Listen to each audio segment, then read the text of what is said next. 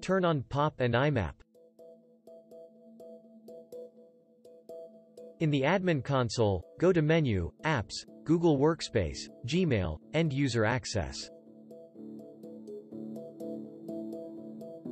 To apply the setting to everyone, leave the top organizational unit selected. Otherwise, select a child organizational unit. Scroll to POP and IMAP Access and turn on POP, IMAP, or both. For POP Access, check the Enable POP Access for All Users box.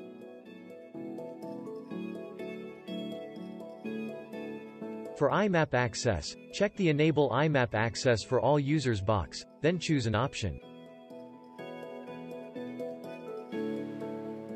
The first option is Allow any mail client.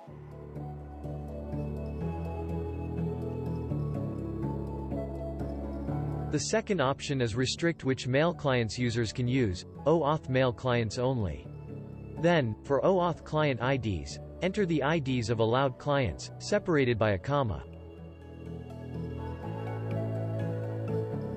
The IDs can be copied and pasted from this article. Other clients. Follow the steps in this article to find the OAuth ID for your email client.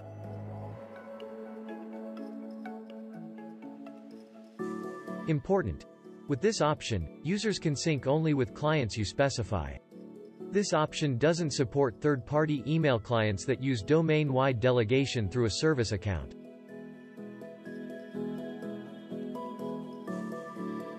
Click Save. If you configured a child organizational unit, you might be able to inherit or override a parent organizational unit settings. Repeat these steps for each organizational unit where you want to turn on POP or IMAP. Changes can take up to 24 hours but typically happen more quickly.